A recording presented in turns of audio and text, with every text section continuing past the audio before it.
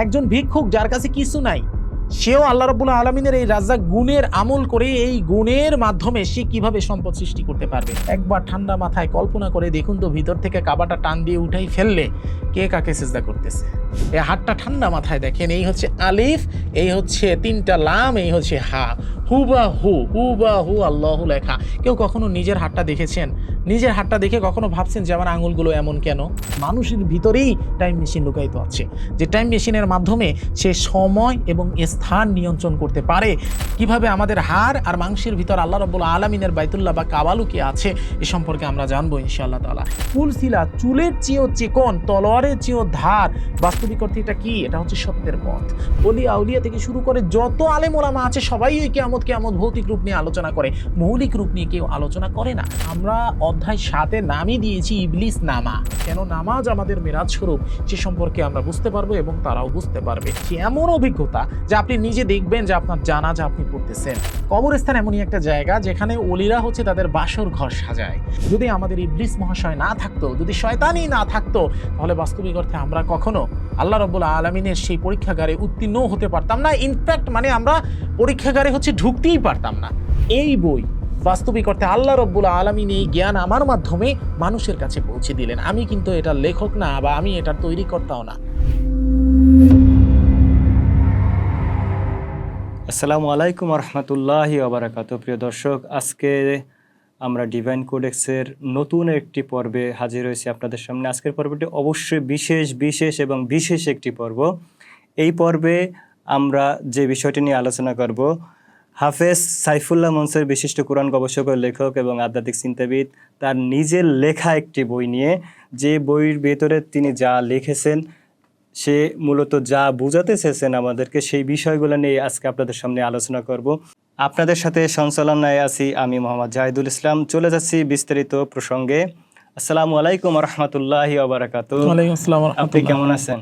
জি আলহামদুলিল্লাহ, ভালো আছি। আপনার জি আছি আলহামদুলিল্লাহ। আপনার যে ইনসান ইলাহি দ্য ডিভাইন বায়োলজি, যে বইটি আজকে আপনি আমাদের হাতে তুলে দিয়েছেন, একটা মোটামুটি সারসংক্ষেপ আমরা দেখেছি। দর্শকদের মূলত এই বইয়ের বিস্তারিত আমাদের তো একটা ভিডিওতে দেওয়া সম্ভব না, আমরা সারসংক্ষেপ একটু দেওয়ার চেষ্টা করব। জি জি জি। আপনি যে গুরুত্বপূর্ণ কয়েকটা পয়েন্ট আমি যেটা দেখেছি, আপনি একটু দেখেন যে এই বইয়ের ভিতরে আমি কয়েকটা পয়েন্ট দেখেছি। পয়েন্টগুলো নিয়ে দর্শকদের মাঝে কিছু প্রশ্ন আসতে পারে।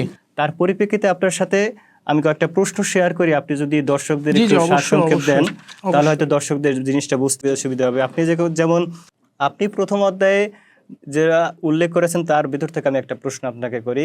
আমরা সাধারণত জানি যে আমরা সাধারণত মাটির তৈরি পুতুল বা মাটির তৈরি মানুষ, কিন্তু আপনি বইয়ের মধ্যে উল্লেখ করেছেন যে মানুষের ডিএনএ এর গভীরে খোদ স্রষ্টার একটা সোর্স কোড থাকে। জি জি জি, আপনি এটা বইয়ের ভিতরে উল্লেখ করেছেন। এখন আমার বা সাধারণ মানুষের একটা জানার বিষয় থাকে, তাহলে কি আমরা মাটির পুতুল নাই, বা আমরা মাটির মানুষ না, কি মানে বিষয়টা একটু যদি খোলাসা করে বলতেন আমাদের হয়তো বুঝতে সহজ হতো। জি, সুন্দর কথা বলেছেন। দেখুন, এখানে আপনার কথা অনুসারে কথা ঠিক আছে যে আমি বাস্তবিক অর্থে এখানে বলেছি যে বইয়ের ভিতরে প্রথম অধ্যায়ে আমি এ ব্যাপারে আলোচনা করেছি যে আসলে আমরা কোনো সাধারণ মাটির পুতুল নয়, আমাদের মাঝে স্বয়ং স্রষ্টার একটা সোর্স কোড বিদ্যমান রয়েছে। ডিএনএ এর মাঝে একটা সোর্স কোড, ডিএনএ এর মাঝে, আমাদের ডিএনএ এর মাঝে স্রষ্টার একটা সোর্স কোড বিদ্যমান রয়েছে।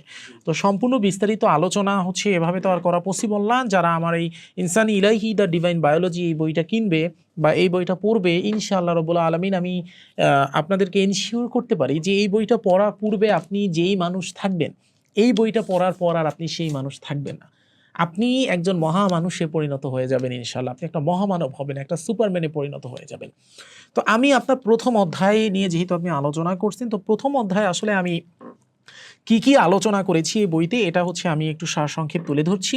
আমরা প্রথম অধ্যায়, আমাদের প্রথম অধ্যায়ের আপনার টাইটেল ছিল হচ্ছে সৃষ্টির আদিবিন্দু আমি কি সেই গোপন সিন্ধুক।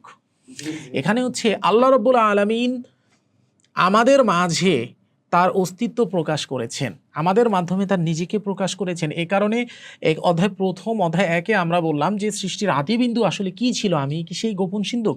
তো এটার মধ্যে আসলে এই সম্পূর্ণ অধ্যায়ের মধ্যে আবার 12টা উপ অধ্যায় রয়েছে। এই 12টা উপ অধ্যায়ে আমার দর্শকরা বা যারা হচ্ছে বইটি নিবে তারা কি শিখবে, এইগুলো আমি একটু আলোচনা করছি। দেখুন, এক নম্বরে ভূমিকা আছে, ভূমিকা হচ্ছে আয়নার পেছনে মহাজাগতিক কারিগর, আয়নার পেছনের মহাজাগতিক কারিগর। এ ব্যাপারে আল্লাহ রাব্বুল আলামিনের ব্যাপারে আমরা বিস্তারিত জানতে পারবো।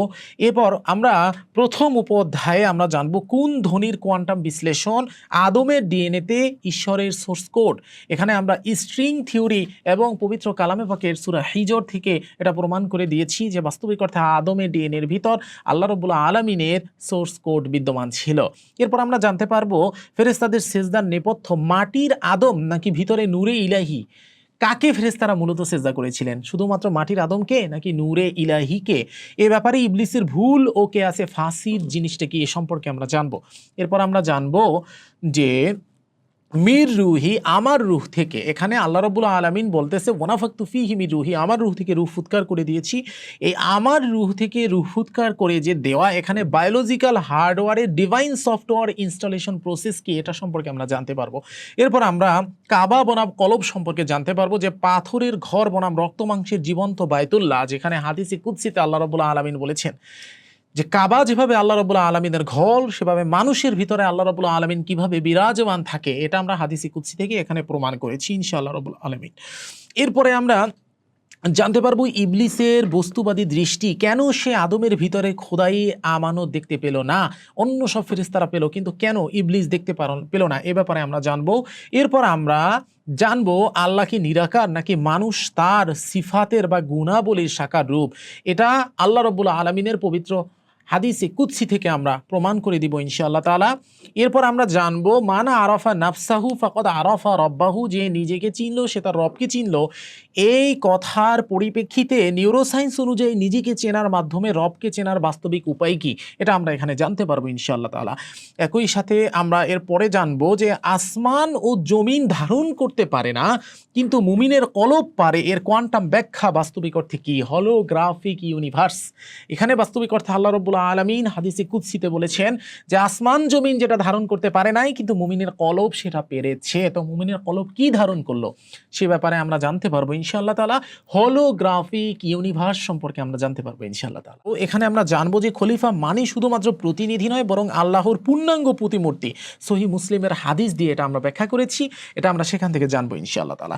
এরপর আমরা জানবো আলাস্তু বিরব্বিকুম, রুহানি জগতে আমাদের দেওয়া সেই কথা বা সেই ওয়াদার বাস্তবিক অর্থে এপিজেনেটিক মেমোরি কি, এ সম্পর্কে আমরা জানবো। আলাস্তু বিরব্বিকুম ক্বালু বালা, যেই ওয়াদা আমরা রুহের জগতে বসে দিয়ে এসেছি, সেই ওয়াদার এপিজেনেটিক মেমোরি সম্পর্কে আমরা এখানে জানবো ইনশাআল্লাহ তাআলা। এরপর আমরা উপসংহারে জানবো যে তুমি কি সেই গোপন কিতাব যার প্রতিটি অক্ষরে ঈশ্বর কথা বলেন, অর্থাৎ আল্লাহ রাব্বুল আলামিন এর এমন কি কোনো গোপন কিতাব আমরা নিজেরা, আমাদের মানবদেহ, আমরা নিজেরা যার মাধ্যমে প্রতিটি অক্ষরে অক্ষরে আল্লাহ রাব্বুল আলামিন কথা বলেন, এ সম্পর্কে আমরা জানবো। সুতরাং আপনার প্রশ্ন ছিল প্রথম অধ্যায়ের ব্যাপারে যে আদমের ডিএনএতে ঈশ্বরের সোর্স কোড। তো এই যে কিছু আমি এখানে বললাম, এই যে 11 থেকে 12টা উপঅধ্যায়ে যা কিছু আমি বললাম, সব কিছু আমরা এই একটি অধ্যায়ের মাধ্যমে জানতে পারবো ইনশাআল্লাহ তাআলা। সারসংক্ষেপে কেউ যদি এই ইনসানি ইলাহি বইটি পড়ে এবং এই বইয়ের প্রথম অধ্যায়ের 12টা উপঅধ্যায়ে মনোযোগ দিয়ে পড়ে, তাহলে বাস্তবিক অর্থে সে তার এবং তার মাঝে আল্লাহ রাব্বুল আলামিনের প্রকাশিত হওয়ার এমন এমন নিগূঢ় তত্ত্ব সম্পর্কে জানবে যে সে আর কোনো সাধারণ মানুষ থাকবে না, তার জীবনে কোনো প্রবলেম ইনশাআল্লাহ তাকে আর ফেস করতে হবে না। কারণ যে ব্যক্তি নিজেকে চিনে গেল, সে তার রবকে চিনে গেল। যখন আমরা আমার রবের অস্তিত্ব আমার নিজের শরীরের ভিতর দেখতে পাবো, আমার রবের সিফাতের প্রকাশ আমাদের শরীরের ভিতর দেখতে পাবো, তখন আমরা সাধারণ মানুষ থাকবো না, আমরা মহামানবে পরিণত হয়ে যাব। আশা করি উত্তরটি পেয়েছেন। এটা আমি প্রথম অধ্যায়ের কথা বললাম। এরকম অধ্যায় আছে আমাদের কয়টা? 12টা অধ্যায় আছে। 12টা অধ্যায়ে 144টা উপঅধ্যায় আছে, মানে প্রত্যেকটা অধ্যায়ে 12টা করে উপঅধ্যায় আছে। এখানেও আধ্যাত্মিকতা এবং রুহানিয়াত এবং ইলমুল হুরুফ, ইলমুল নুজুম, ইলমুল আদাতের অনেক নিগূঢ় তত্ত্ব রয়েছে, যেটা সাধারণ মানুষের পক্ষে বোঝা সম্ভব নয়। বছরে কয় মাস? 12 মাস। 12 মাস। যাক, আমরা এক যুগে কয় বছর? 12 বছর। 12 বছর। আমার এই বইতে 12টি অধ্যায় রয়েছে, প্রত্যেকটা অধ্যায়ে 12টি করে উপঅধ্যায় রয়েছে। 12 আর প্লাস 1, 12কে যদি আমি ভাঙি 1 + 2 = কত হয়? 3।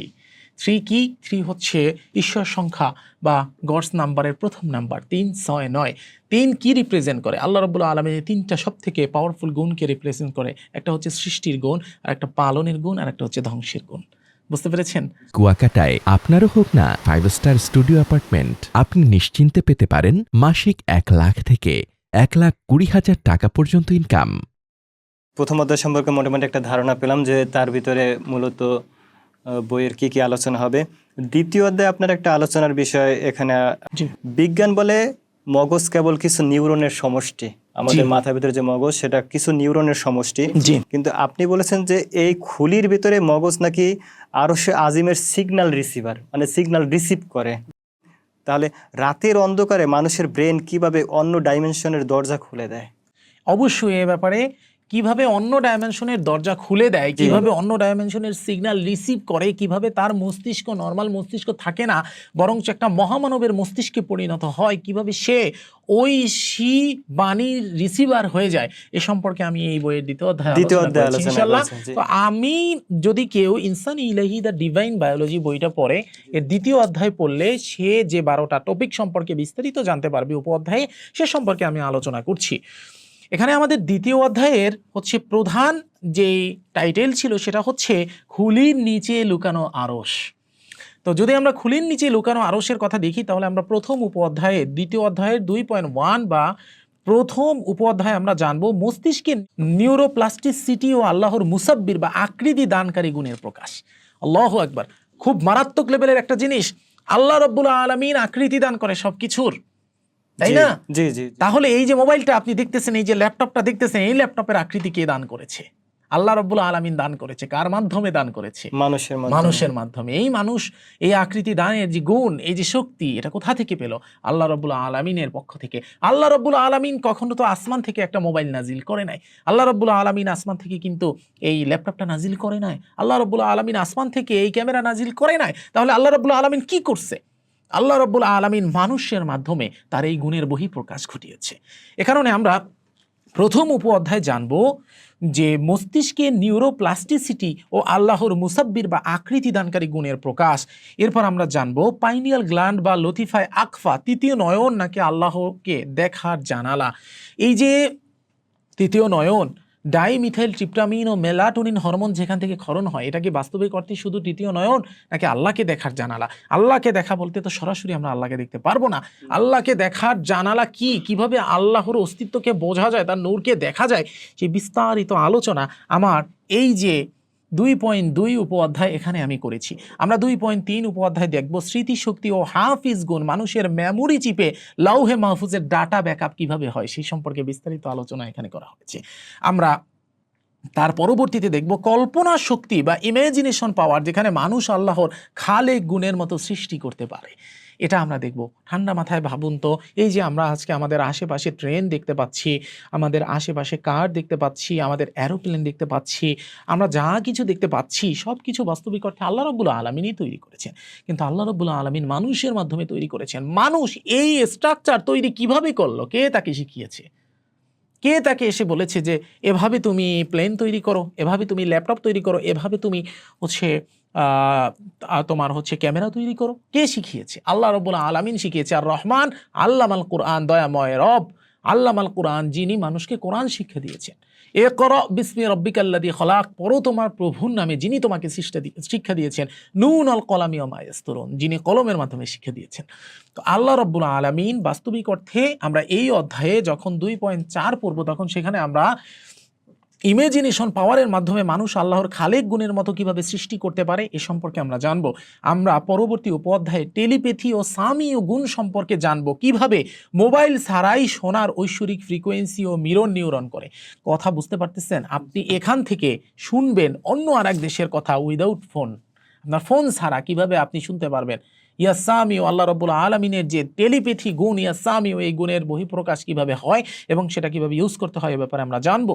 আমরা এরপরে অন্তর্দৃষ্টি ও বাসির গুণ সম্পর্কে জানবো। এক্স রে ভিশন দিয়ে বস্তুর ভিতরে দেখার ক্ষমতা কোথা থেকে আসছে মানুষের মাঝে, এ সম্পর্কে আমরা জানবো ইনশাআল্লাহ তাআলা।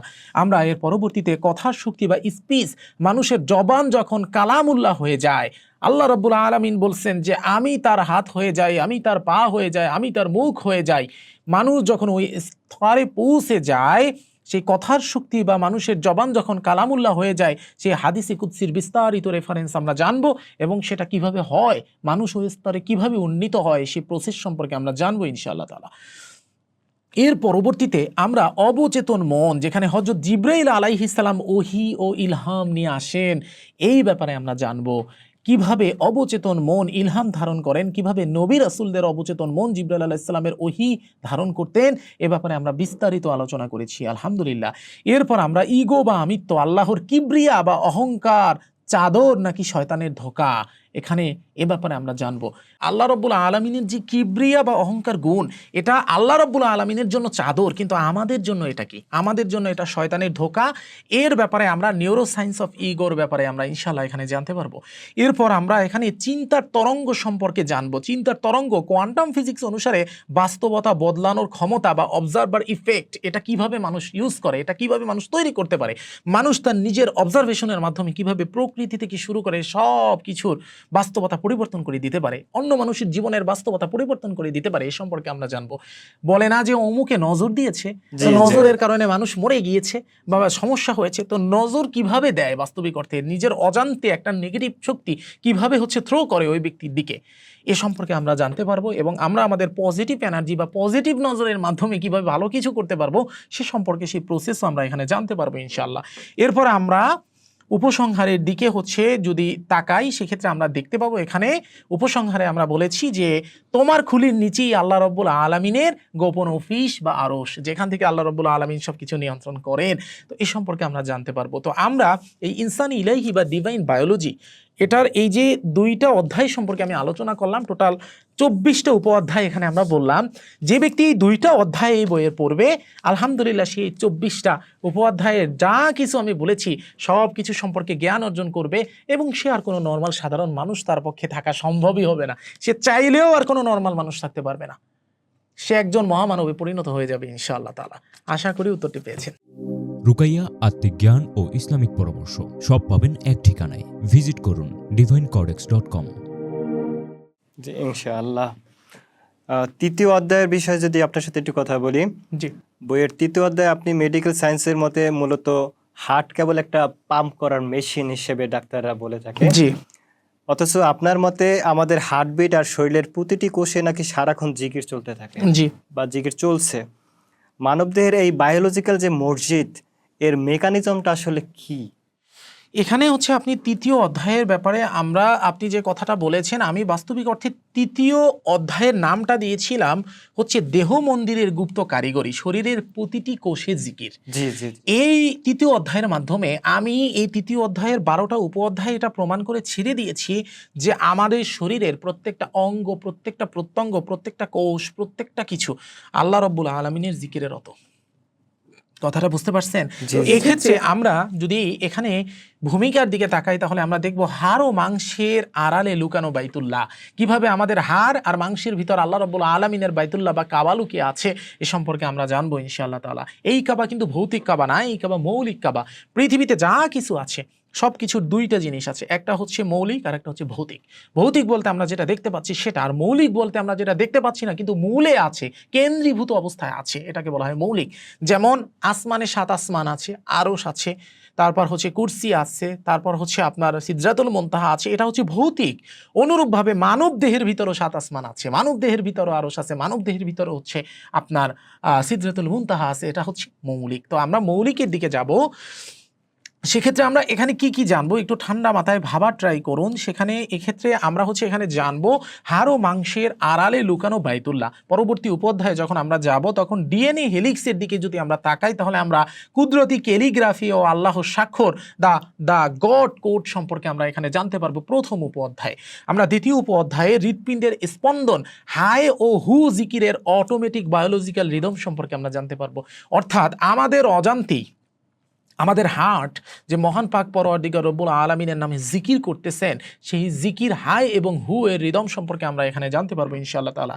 এরপর আপনি আশ্চর্য হবেন, আমাদের ফুসফুস ও নিঃশ্বাস, আমাদের ফুসফুস ও নিঃশ্বাসে আমরা যে হাইয়ু এবং কাইয়ুম নামের অবিরাম প্রবাহ চলমান রাখতেছি এ সম্পর্কে আমরা জানবো। আমরা কিন্তু জানি না আমরা নিঃশ্বাস নিচ্ছি, কিন্তু আমাদের নিঃশ্বাসের মাঝে আমরা হাইয়ু এবং কাইয়ুম নামের জিকির করতেছি। আল্লাহু আকবার। এরপরে হচ্ছে আমরা পরবর্তীতে 3.4 বা এ পরের উপঅধ্যায় আমরা জানতে পারবো হাতের আঙুলে আল্লাহ লেখা। ঠান্ডা মাথায় দেখেন, এই যে আমার হাত, এই হাতটা ঠান্ডা মাথায় দেখেন, এই হচ্ছে আলিফ, এই হচ্ছে 3টা লাম, এই হচ্ছে হা, হুবাহু আল্লাহু লেখা। কেউ কখনো নিজের হাতটা দেখেছেন? নিজের হাতটা দেখে কখনো ভাবছেন যে আমার আঙুলগুলো এমন কেন? আল্লাহ রাব্বুল আলামিনের আল্লাহু লেখাও দেখেন, আর আপনার হাতের এই আঙুলগুলোও লেখা দেখেন, এই একদম হুবহু আল্লাহু লেখা। আমরা পরবর্তীতে 3.4 উপঅধ্যায়ে হাতের আঙুলে আল্লাহ লেখা শারীরিক গঠনের ভিতরে খোদাই সিল মোহরের অ্যানাটমি সম্পর্কে আমরা জানবো ইনশাআল্লাহ তাআলা।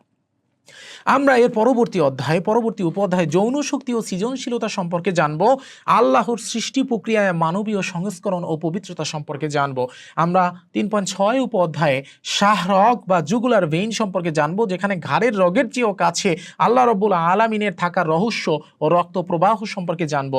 আল্লাহ রাব্বুল আলামিন পবিত্র কালামে বলেন, আকরাবু ইলাইহি মিন হাবলিল ওয়ারিদ, আমি তোমার শাহরগ বা জুগুলার ভেইনেরও নিকটে থাকি। এ ব্যাপারে আমরা জানবো ইনশাআল্লাহ তাআলা বিস্তারিত।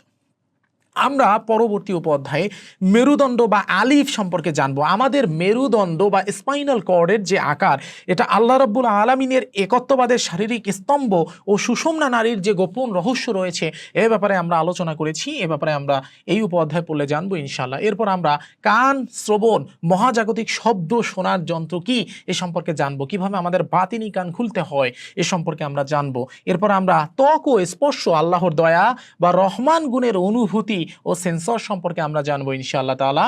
এবং সর্বশেষে আমরা নাভি ও সংযোগ, মায়ের গর্ভ থেকে আরশে আযীম পর্যন্ত একটা অদৃশ্য তার বা সিলভার কর্ড রয়েছে, এই সিলভার কর্ড সম্পর্কে আমরা জানবো ইনশাআল্লাহ তাআলা। এবং সর্বশেষে এই অধ্যায়ের 3 নম্বর অধ্যায়ের উপসংহারে আমরা জানবো যে তোমরা তোমাদের শরীরকে সম্মান করো, কারণ এখানেই তিনি মেহমান হয়ে বসে আছেন। এই তিনি কে? আল্লাহ রাব্বুল আলামিনের অস্তিত্ব, তার ফুৎকার করা সেই রুহের অংশ। আমি আশাবাদী যে আপনি 3 নম্বর অধ্যায় সম্পর্কে জানতে চেয়েছিলেন। 3 নম্বর অধ্যায়ে আমরা যে 12টা উপঅধ্যায় আলোচনা করেছি, কি কি আমরা শিখতে পারবো এ ব্যাপারে আমি বুঝাতে পেরেছি। আশা করি আপনি উত্তরটি পেয়েছেন। যে আমরা 3টি অধ্যায়ের মোটামুটি একটা আলোচনার ধারণা পেলাম, যে মোটামুটি আপনি কি আলোচনা করেছেন, ভিতরে কি বিষয়বস্তু সম্পর্কে দর্শক জানতে পারবেন। 4 নম্বর অধ্যায়ের বিষয় নিয়ে আপনার সাথে একটা প্রশ্ন করি আমি। রিয়েলিটি হ্যাকিং বা কুন মানে হয়ে যাও ফ্রিকোয়েন্সি ব্যবহার করে একজন সাধারণ মানুষ কিভাবে নিজের ভাগ্য বা বাস্তবতা পরিবর্তন করতে পারে? অবচেতন মন দিয়ে অভাব থেকে প্রাচুর্য সৃষ্টির বিজ্ঞানটা ঠিক কেমন? দেখুন, খুব সুন্দর কথা বলেছেন। এই যে 4 নম্বর অধ্যায়, 4 নম্বর অধ্যায়ে আমি বাস্তবিক অর্থে মানুষের ভিতরের যে সুপ্ত অদ্ভুত অলৌকিক শক্তি, এই শক্তি সম্পর্কে বিস্তারিত আলোচনা করেছি। তো এক্ষেত্রে আমরা 4 নম্বর অধ্যায়ের আপনার টাইটেল দিয়েছিলাম কোন শক্তির জাগরণ ও বাস্তবতা হ্যাকিং। অর্থাৎ এই যে কুন ফায়াকুন, এই যে কোন যে পাওয়ারটা মানুষের ডিএনএর ভিতর আল্লাহ রাব্বুল আলামিন দিয়ে দিয়েছেন, এই পাওয়ারটাকে কিভাবে জাগ্রত করে আপনি বাস্তবতাকে চেঞ্জ করে ফেলতে পারেন। এখানে আমরা ভূমিকায় যেটা বললাম যে তুমি সেই জাদুকর যে নিজের জাদুর জালে নিজেই আটকা পড়েছ। খুব মারাত্মক একটা কথা। আল্লাহ রাসূল বলতেছেন, ইন্নামাল আমালু বিন্নিয়াত, প্রত্যেক জিনিস তার নিয়াতের উপর বা ইচ্ছার উপর নির্ভরশীল। আর নিয়াতু হিয়া ইরাদাতিল কলব, অর্থাৎ মনের ইচ্ছেই হচ্ছে নিয়াত। আর কোরআন বলতেছে, জহারাল ফাসাদু ফিল বাররি ওয়াল বাহরি বিমা কাসাবাত আইদিন নাস, জলে স্থলে মানুষের জীবনে যত বিপর্যয় তা সব মানুষের নিজের হাতের কর্মের ফল। কথা বুঝতে পারছেন? সব নিজের কর্মের ফল। এটা আমার কথা না, আল্লাহ রাব্বুল আলামিনের কথা। জহারাল ফাসাদু ফিল বাররি ওয়াল বাহরি বিমা কাসাবাত আইদিন নাস, এর মানে হচ্ছে আপনার অজান্তেই আপনি আপনার নিজের জালের ভিতর আটকা পড়ে গিয়েছেন। আপনি সেই মানুষ যে নিজের জাল বুনছেন এবং নিজের জালে আপনি নিজেই আটকা পড়ছেন। এ ব্যাপারে আমরা এখানে আলোচনা করব। অর্থাৎ আল্লাহ রাব্বুল আলামিন বলেছেন যে সব মানুষের হাতের কর্মের ফল, রাসূল বলেছেন ইচ্ছাই সকল কিছুর মূল, এবং অন্যান্য বড় মহামানবরাও বলেছেন যে ইচ্ছাই সকল কিছুর মূল। গৌতম বুদ্ধ বলেছিলেন যে মানুষের জীবনে যাই হোক না কেন সেটা তার নিজের চিন্তা আর ভাবনারই ফল। বুঝতে পেরেছেন? তো আমরা এটাকে সায়েন্টিফিকভাবে এখানে ব্যাখ্যা করেছি। তো এখানে আমরা ভূমিকায় লিখছি যে তুমি সেই জাদুকর যে নিজের জাদুর জালে নিজেই আটকা পড়েছো। এরপর আমরা পরবর্তীতে প্রথম উপঅধ্যায় আমরা লিখছি হিম্মত বা উইল পাওয়ার, যেভাবে আউলিয়াগণ বস্তু রূপান্তর ঘটাতেন। কারামতের আসল বিজ্ঞান কি? আউলিয়াগণ বস্তু রূপান্তর ঘটাতে পারতেন, কিভাবে পারতেন? এই কারামতের বিজ্ঞান নিয়ে আলোচনা করেছি। কোয়ান্টাম ফিজিক্স এবং সুফিজম নিয়ে আলোচনা করেছি আমি 4.2 উপঅধ্যায়ে, যেখানে আমরা পর্যবেক্ষক বা অবজারভার ইফেক্ট যেভাবে বাস্তবতা তৈরি করে সে বিষয়ে বিস্তারিত আলোচনা করেছি। আমরা 4.3-এ কথার ওজন কত সে সম্পর্কে আলোচনা করেছি। কেন একজন আল্লাহর ওলি বা ওলিয়ার দোয়া বা বদদোয়া সাথে সাথে ফলে যায়, এটার ফ্রিকোয়েন্সি থিওরিটা বাস্তবিক অর্থে কি, এ সম্পর্কে আমরা আলোচনা করেছি। ইসমে আজম, আল্লাহ সেই মহান নাম যা আসলে আপনার নিজের ভিতরেই লুকায়িত একটা সুপ্ত কোট, এ সম্পর্কে আমরা আলোচনা করেছি। যে সেই ইসমে আজম, যে ইসমে আজম পড়ে আল্লাহ রাব্বুল আলামিনের কাছে দোয়া করলে সেই দোয়া সাথে সাথে আল্লাহ কবুল করে, সেটা আর বাহিরের কিছু না, সেটা বাস্তবিক অর্থে আপনার নিজেরই মাঝে লুকায়িত একটা সুপ্ত কোট। এ সম্পর্কে আমরা আলোচনা করেছি 4.4 উপঅধ্যায়। আমরা 4.5-এ আলোচনা করেছি সময় ও স্থান নিয়ন্ত্রণ, তৈয়ে জামান ও মাকান, মানুষের ভিতরে টাইম মেশিন। বাস্তবিক অর্থে মানুষের ভিতরেই টাইম মেশিন লুকায়িত আছে, যে টাইম মেশিনের মাধ্যমে সে সময় এবং স্থান নিয়ন্ত্রণ করতে পারে, সে তৈয়ে জামান ও মাকান নিয়ন্ত্রণ করতে পারে। এ ব্যাপারে আমরা বিস্তারিত আলোচনা করেছি। আমরা 4.6-এ আলোচনা করেছি পানির উপর হাঁটা বা বাতাসে ওড়া, এটা বাস্তবিক অর্থে কোনো মধ্যাকর্ষণ নয়, মনের আকর্ষণ জয় করা। এ ব্যাপারে আলোচনা করেছি। যারা এই পানির উপর হাঁটা বাতাসে ওড়া সম্পর্কে অনেক বেশি আগ্রহ, তারা এখানে যদি এই আমার আলোচনাটা পড়ে, তাহলে ইনশাআল্লাহ মহান পাক পরওয়ারদিগার রব্বুল আলামিনের দয়ায় তাদের অনেক প্রশ্নের উত্তর তারা পেয়ে যাবে। আমরা এর পরবর্তীতে আলোচনা করেছি যে রোগ নিরাময় বা হিলিং, নিজের ভিতরের সাফি গুণকে কিভাবে অ্যাক্টিভেট করা যায়, যেটাকে আমরা প্লাসিবো ইফেক্ট বলি বা ফেইথ বলি, অর্থাৎ প্লাসিবো ইফেক্ট ভার্সেস ফেইথ, এই দুইটা বিষয় নিয়ে আমরা আলোচনা করেছি। বিশ্বাস এবং প্লাসিবো ইফেক্ট, নিজের ভিতরের শক্তিকে জাগ্রত কিভাবে করা যায়, সাফি গুণকে জাগ্রত করে কিভাবে রোগ নিরাময় বা হিলিং করা যায়, এ ব্যাপারে আমরা আলোচনা করেছি 4.7 উপঅধ্যায়ে। পরবর্তীতে আমরা 4.8-এ আলোচনা করেছি অভাব থেকে প্রাচুর্য, অর্থাৎ রাজ্জাক গুণের মাধ্যমে শূন্য থেকে কিভাবে সম্পদ সৃষ্টি হয়, এ সম্পর্কে আলোচনা করেছি। রাজ্জাক গুণের মাধ্যমে শূন্য থেকে কিভাবে সম্পদ সৃষ্টি হয়। এর পরবর্তীতে আমরা আলোচনা করেছি এই যে রাজ্জাক গুণের মাধ্যমে শূন্য থেকে সম্পদ সৃষ্টি, মানে বুঝতে পারতেছেন, একজন ভিক্ষুক যার কাছে কিছু নাই, সেও আল্লাহ রাব্বুল আলামিনের এই রাজ্জাক গুণের আমল করে এই গুণের মাধ্যমে সে কিভাবে সম্পদ সৃষ্টি করতে পারবে, এ ব্যাপারে আমি আলোচনা করেছি আলহামদুলিল্লাহ এখানে। এরপর আমরা 4.9-এ আলোচনা করেছি নজর বা দৃষ্টির প্রভাব, চোখ দিয়ে বাস্তবতা পরিবর্তন করার আসলে লেজার টেকনোলজিটা কি, এ সম্পর্কে আমরা আলোচনা করেছি। ঠিক আছে, বৈজ্ঞানিকভাবে আলোচনা করেছি। এরপর আমরা 4.10-এ কোন শক্তির অপব্যবহার ও তার ভয়ঙ্কর কার্মিক বা পাপের পরিণতি সম্পর্কে আলোচনা করেছি। যে একটা মানুষকে আপনি নজর দিয়ে খারাপ কিছু ঘটিয়ে দিলেন, এটার ভয়ঙ্কর পরিণতি যে কি হতে পারে, এই অপব্যবহারের কারণে আপনার সাথে কি ঘটতে পারে, এ সম্পর্কে বিস্তারিত আমি এখানে আলোচনা করেছি। এবং উপসংহারে সর্বশেষে আমরা এটা বলেছি যে তুমি সেই জাদুকর যে নিজের জাদুর জালে নিজেই আটকা পড়েছ, অর্থাৎ তোমার জীবনে যা কিছু হচ্ছে এটা আর কেউ না, তুমি নিজেই তৈরি করছো। তুমি যা কিছু আজকে, তা সব কিছু তোমার অবজারভেশনের ফল। এটা সম্পূর্ণরূপে এই 4 অধ্যায় যদি কেউ পড়ে, তাহলে সম্পূর্ণরূপে সে বুঝতে পারবে। তো আমি আপনার প্রশ্নের উত্তরে এই 4তম অধ্যায়ে যে 12টি উপঅধ্যায় রয়েছে, সেই সকল উপঅধ্যায় ইন টোটাল আমি কি কি আলোচনা করেছি, সেই সব কিছু আমি এখানে উল্লেখ করেছি। আশা করি আপনি উত্তরটি পেয়েছেন। রুকাইয়া আত্মিক জ্ঞান ও ইসলামিক পরামর্শ সব পাবেন এক ঠিকানায়। ভিজিট করুন divinecodex.com। আমরা একে 4টা অধ্যায় নিয়ে মোটামুটি একটা ধারণা দর্শকদের দিতে পেরেছি বলে আমি আশা করি। 5ম অধ্যায়ে যে আপনি আলোচনা করছেন, সেই আলোচনা থেকে আপনাকে একটা প্রশ্ন আমি দিচ্ছি, আপনি একটু বলবেন কি প্লিজ, যে সমাজে তো বলে যে পার্থিব প্রেম বা মোহ মানুষকে ধ্বংস করে দেয়, কিন্তু আপনার বইয়ে বলছে যে নারী রহস্য এবং পার্থিব প্রেম নাকি স্রষ্টাকে পাওয়ার সবচেয়ে বড় সিঁড়ি। জি, ইশকে মাজাজি কিভাবে কোয়ান্টাম শিফটের মাধ্যমে ইশকে হাকিকিতে রূপ নেয়, এই বিষয় নিয়ে একটু বিস্তারিত আলোচনা করতেছি। কিন্তু কথা হচ্ছে যে আপনি শুধুমাত্র একটা অধ্যায়ের নাম দিয়ে কখনো এটা বুঝবেন না। এটা বোঝার জন্য আপনাকে সম্পূর্ণ অধ্যায়ের ভিতর আমি কি কি আলোচনা করছি তার একটা সংক্ষেপে বুঝতে হবে। একটু বলবেন? হ্যাঁ, তো আমরা অধ্যায় 5-এ আলোচনা করেছি মূলত নারী রহস্য এবং ঐশ্বরিক সৌন্দর্য নিয়ে, যেখানে ইশকে মাজাজি থেকে কিভাবে ইশকে হাকিকিতে রূপান্তর হওয়া যায় সে সম্পর্কে। তো এখানে আমাদের ভূমিকায় আমরা লিখছি প্রেম কি শয়তানের ফাঁদ নাকি খোদার সিঁড়ি। ঠিক আছে, এ সম্পর্কে জানা যাবে। আমরা এর পরবর্তীতে 5.1-এ লিখেছি ইশকে মাজাজি বা পার্থিব প্রেম কেন ইশকে হাকিকি বা ঐশ্বরিক প্রেমের সেতু, এ সম্পর্কে আমরা আলোচনা করেছি। আমরা 5.2-এ লায়লা মজনু বা মানুষের প্রেমে পাগল হয়ে খোদা পাওয়ার সুফি দর্শনটা কি, এ সম্পর্কে আলোচনা করেছি। আমরা 5.3-এ নারীর গর্ভাশয় এবং আল্লাহর নাম রহমান রহিম এর যে সংযোগ, এর ব্যাপারে আমরা আলোচনা করেছি। নারীর গর্ভাশয়ের সাথে আল্লাহ রাব্বুল আলামিনের নাম রহমান রহিম এর সংযোগ রয়েছে সম্পর্কে আমরা আলোচনা করেছি। অর্থাৎ রহম করা, রহমান রহম যিনি করে সেই রহম করার সংযোগ সম্পর্কে আলোচনা করেছি। আমরা এর পরবর্তী অধ্যায়ে বা উপঅধ্যায় সৌন্দর্যের প্রতি আকর্ষণ, কামুকতা নাকি স্রষ্টার কারুকার্যের পূজা এ সম্পর্কে আলোচনা করেছি। এখানে আল্লাহ রাব্বুল আলামিনের একটি হাদিস রয়েছে, হাদিসে কুদসিতে আল্লাহ সুন্দর, এই হাদিস সম্পর্কে বিস্তারিত আমরা আলোচনা করেছি।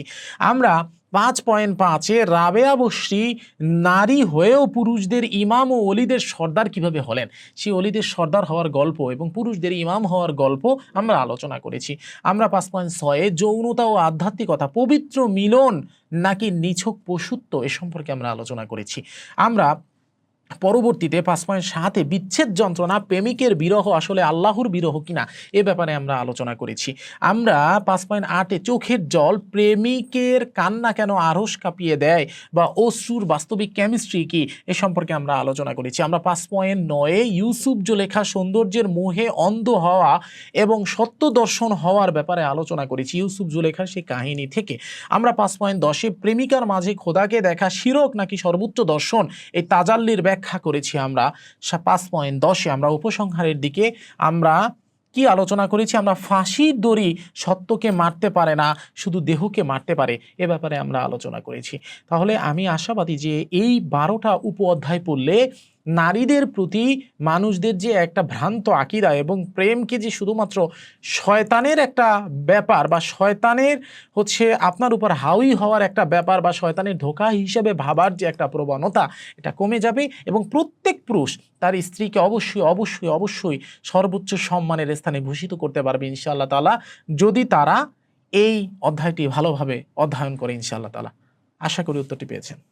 6 নম্বর অধ্যায়ের বিষয়গুলো নিয়ে যদি আমাদের একটু বিস্তারিত বলতেন, সেই অধ্যায়ের ভিতর থেকে আপনাকে একটা প্রশ্ন করি। জি ইতিহাস বলে মনসুর হাল্লাজকে ফাঁসি দেওয়া হয়েছিল, জি কিন্তু আপনি বলেছেন যে তার কাটা শরীর থেকে পড়া রক্ত তরল অবস্থায় মাটিতে আল্লাহ লিখেছিল। জি আনাল হক বা আমি এই সত্য বলার পেছনের ভয়ঙ্কর কোয়ান্টাম সায়েন্সটা আসলে কি ছিল? দেখুন, এক্ষেত্রে আমাদের মনসুর হাল্লাজ এবং আনাল হকের যে রক্তমাখা সত্য এ ব্যাপারে জানতে হবে। আমি আমার অধ্যায় 6-এ মনসুর হাল্লাজ ও আনাল হকের রক্তমাখা সত্য সম্পর্কে আলোচনা করেছি। 6.1-এ হাল্লাজের রক্ত মাটিতে পড়ে কেন আল্লাহ নাম লিখেছিল এবং ডিএনএর কি জিকির হয়েছিল এ ব্যাপারে আমি আলোচনা করেছি। 6.2-এ বাইজিদ বোস্তামির জুব্বার নিচে কে ছিল, তিনি বলেছিলেন আমার জুব্বার নিচে আল্লাহ ছাড়া আর কেউ নেই, এ সম্পর্কে আমরা বিস্তারিত আলোচনা করেছি। আমরা 6.3-এ ইবনে আরাবির ওয়াহদাতুল উজুদ অস্তিত্বে একমাত্র আল্লাহই বিরাজমান এ সম্পর্কে আমরা আলোচনা করেছি। আমরা 6.4-এ শিরক বনাম তাওহীদ, দ্বৈততাই কি আসল শিরক, অদ্বৈতবাদী কি আসল তাওহীদ এ ব্যাপারে আমরা আলোচনা করেছি। আমরা 6.5-এ ফানাফিল্লার সঠিক ব্যাখ্যা, সাগরের বুকে এক ফোঁটা জলের বিলীন হওয়ার যে ব্যাখ্যা সেটা উদাহরণ সহ বুঝিয়ে আমরা আলোচনা করেছি। আমরা 6.6-এ লা ইলাহা ইল্লা আল্লাহ এর চূড়ান্ত অর্থ আমি ছাড়া আর কোনো উপাস্য নেই সুফি দৃষ্টিতে এর সম্পর্কে আলোচনা করেছি। যদি একজন মানুষ সাধারণত লা ইলাহা ইল্লাল্লাহ এর চূড়ান্ত অর্থ আমি ছাড়া আর কোনো উপাস্য নেই সুফি দৃষ্টিতে এইটা দেখে শুধুমাত্র এটা দেখে বুঝবে যে বলবে যে সে শিরিক করতেছে, কিন্তু না, এখানে শিরিকের কোনো গন্ধ নেই। আপনারা যদি সম্পূর্ণরূপে এই জিনিসটা দেখেন লা ইলাহা ইল্লাল্লাহর চূড়ান্ত অর্থ কি সুফি দৃষ্টিতে যে আমি ছাড়া আর কোনো উপাস্য নেই, সেটা আপনারা যদি পড়েন ইনশাল্লাহ আপনারা জানতে পারবেন, বুঝতে পারবেন, সত্যতাটা বুঝতে পারবেন। এখানে কোরআন এবং হাদিসের ব্যাখ্যা এবং সুফি তত্ত্বের স্পষ্ট ব্যাখ্যা বিদ্যমান রয়েছে। আমি 6.7-এ লিখেছি সুফিদের সাতাহাত বা উন্মাদনা, যখন মানুষের মুখ দিয়ে আল্লাহ রাব্বুল আলামিন কথা বলেন সেই স্টেজে যাওয়ার উপায় কি এবং সেই স্টেজে যাওয়ার পরে কি হয় সে সম্পর্কে আমি আলোচনা করেছি।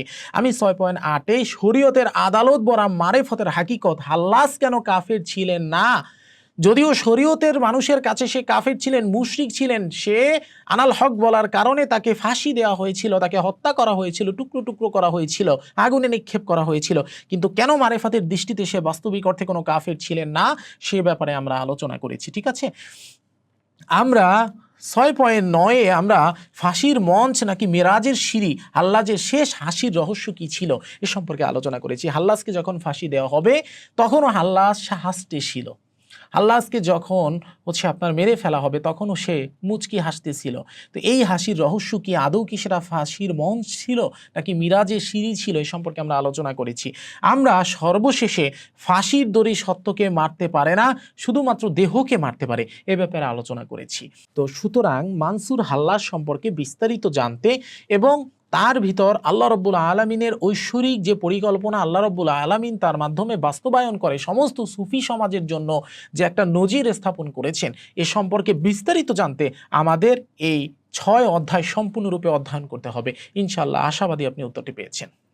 আপনাকে আরেকটা প্রশ্ন করি, সপ্তম জি। অধ্যায় থেকে আপনার সপ্তম অধ্যায় বিস্তারিত বলবেন, কিন্তু তার আগে সপ্তম অধ্যায় থেকে আপনার কাছ থেকে আমি একটা জিনিস জানার জন্য বলতেছি। আমরা সবসময় ভাবি যে শয়তান বাইরে থেকে ফিস ফিস করে আমাদের ধোঁকা দেয়, জি। এটা আমরা মোটামুটি যেটা জানি। কিন্তু আপনি এখানে যে আলোচনা করেছেন তার পরিপ্রেক্ষিতে আপনাকে একটা প্রশ্ন করি। আপনি বলেছেন যে ইবলিস আমাদের ইগো, স্ট্রেস, হরমোন আর রক্তের ভিতরে খন্নাস হয়ে জি লুকিয়ে আছে। জি এখন আমার জানা বিষয়, আমাদের এই নিউরো কেমিস্ট্রির ভিতরে এই মাস্টার মাইন্ডকে ধ্বংস করার মূল উপায়টা কি? দেখুন, এখানে আমরা অধ্যায় 7 নামই দিয়েছি ইবলিস নামা, বুঝতে পারছেন? জি, জি। ইবলিস নামা অন্ধকারের প্রোটোকল ও মানুষের ইগো ভূমিকায় আমরা আলোচনা করেছি অন্ধকারের মাস্টার মাইন্ড ও মানুষের গোপন ট্রেইনার কে, সে ইবলিস। সে কিভাবে অন্ধকারের মাস্টার মাইন্ড এবং সে কিভাবে মানুষকে ট্রেন করে, এই সম্পর্কে আমরা আলোচনা করেছি। আমরা পরবর্তী অধ্যায়ে ইবলিসের সিজদা না করার পিছনে যে তাত্ত্বিক যুক্তি আমি গায়রুল্লাহকে সিজদা করব না সে সম্পর্কে আলোচনা করেছি। আমি এখানে এমন একটা আলোচনা করেছি যে আলোচনা সম্পূর্ণ এশিয়া মহাদেশ না, সম্পূর্ণ পৃথিবীর কোনো মানুষ আজ পর্যন্ত করে নাই। সবাই শুধু মনে করে যে ইবলিস বলতেছে আমাকে হচ্ছে তুমি আগুন দ্বারা তৈরি করছো, আদমকে মাটি দ্বারা তৈরি করছো, সুতরাং আমি তাকে সিজদা করব না।